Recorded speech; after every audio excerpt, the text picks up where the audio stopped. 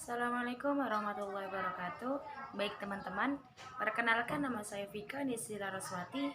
Saya dari Fakultas Ilmu Pendidikan Ekonomi Universitas Pancasakti Bekasi dengan nomor NPM 18720500020. Dan di video kali ini saya akan mempresentasikan mengenai kendala dalam pengembangan koperasi dan UMKM. Video ini saya buat guna untuk memenuhi proyek ulangan akhir semester 2 oleh Ibu dosen, Ibu Eka Putri Sarjana Pendidikan, Magister Pendidikan Ekonomi.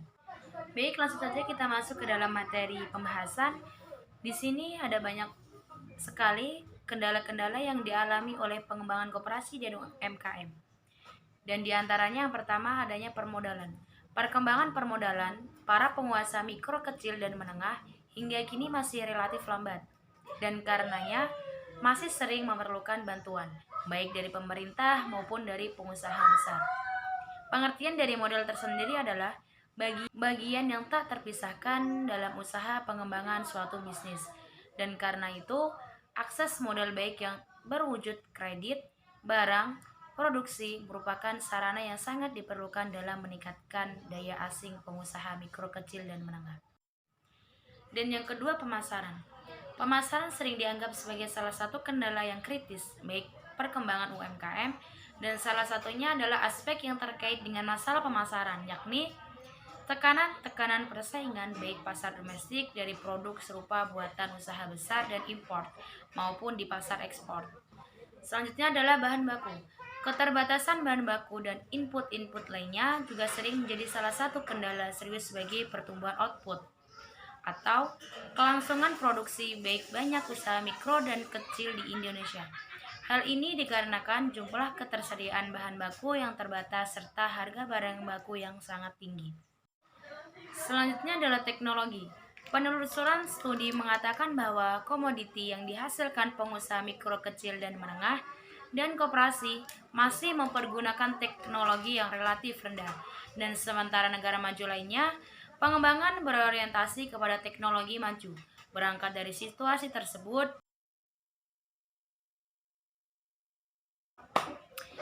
sementara negara maju lainnya pengembangannya berorientasi kepada teknologi yang sangat maju.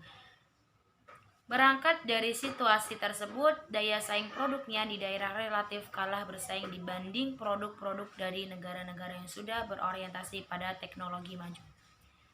Kendala penggunaan teknologi tersebut adalah biayaan yang cukup besar atau mahal. Sering terjadi peluang pasar peningkatan tetapi tak mampu memanfaatkan karena tidak tersedianya teknologi yang memungkinkan.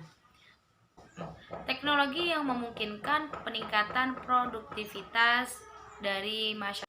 Selanjutnya kita masuk ke manajemen pengusaha mikro, kecil, dan menengah dan koperasi. Hal ini merupakan salah satu faktor daya saing yang sangat penting. Banyak perusahaan yang punya teknologi, sumber daya manusia dengan skill yang memadai dan modal yang cukup, namun kinerja masih belum memenuhi harapan. Selanjutnya adalah birokrasi. Salah satu kekurangan negara berkembang yang menjadikannya semakin sulit untuk berkembang adalah birokrasi yang berbelit-belit. UMKM yang notabene masih merupakan usaha dengan kestabilan dan kekuatan yang relatif lemah akan semakin sulit untuk berkembang di bawah proses birokrasi yang berbelit-belit ini. Anggota Komite Ekonomi Nasional Sandiaga Uno mengatakan, persoalan utama yang dihadapi oleh usaha kecil, menengah, dan pengusaha pemula berkaitan perizinan yang masih berbelit-belit dan lama yang prosesnya bisa mencapai 3-5 bulan. Selanjutnya, infrastruktur. Infrastruktur atau pengadaan sarana dan sarana usaha relatif terbatas ketersediaannya bagi UKM. Hal ini juga menjadi salah satu kendala penghambat kinerja UKM. Terkadang produk-produk UKM kuat di hulu namun lemah di hilir. Artinya, produk-produk UKM sebenarnya memilih kualitas yang tidak kalah dibandingkan produk-produk buatan industri maju. Namun, Produk-produk UKM seringkali lemah dalam infrastruktur, promosi, dan pemasaran. Sebagai contohnya kita ambil dari studi kasus UKM kosmetik di Tangerang. Solihin Sofia, produsen Jinzu Kosmetik mengatakan di wilayah Banten saja terutama Tangerang, sedikitnya ada 100 UKM yang membuat parfum, sabun, sampo, ataupun produk SPA yang lainnya.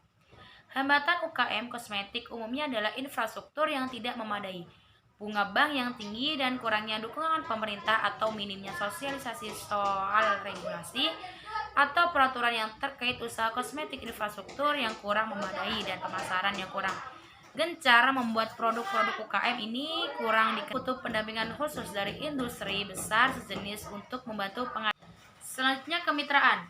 Kemitraan pada dasarnya menggabungkan aktivitas beberapa badan usaha bisnis. Oleh karena itu, sangat dibutuhkan suatu organisasi yang memadai. Dengan pendekatan konsep sistem, diketahui bahwa organisasi pada dasarnya dari sejumlah unit atau subunit yang saling berinteraksi dan dependensi. Performasi dan satu unit dapat menyebabkan kerugian pada unit-unit lainnya. Tidak terlepas dari keterkaitan hal di atas, maka akan mengalami beberapa kendala. Di antara lain, yang pertama, perbedaan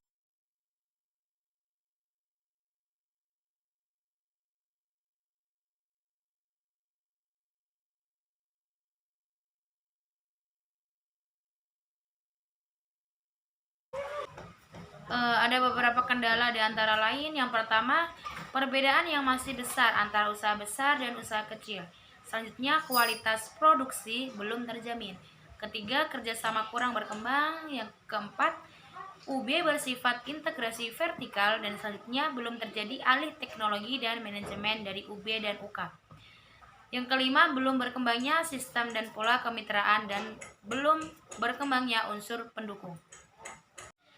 Baik teman-teman, jadi kesimpulan dari apa yang sudah saya presentasikan di dalam video ini adalah ada beberapa banyak kendala dalam pengembangan koperasi dan UMKM. Di antaranya adalah adanya permodalan, pemasaran, bahan baku, teknologi, manajemen, birokrasi, infrastruktur, dan kemitraan.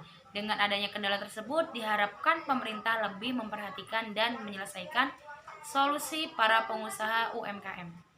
Teman-teman, cukup itu isi video dari saya. Kurang lebihnya saya mohon maaf. Semoga apa yang sudah saya sampaikan di dalam video ini bermanfaat bagi teman-teman semua yang sudah menonton video ini. Sampai ketemu di video-video selanjutnya, tentunya dengan materi yang berbeda.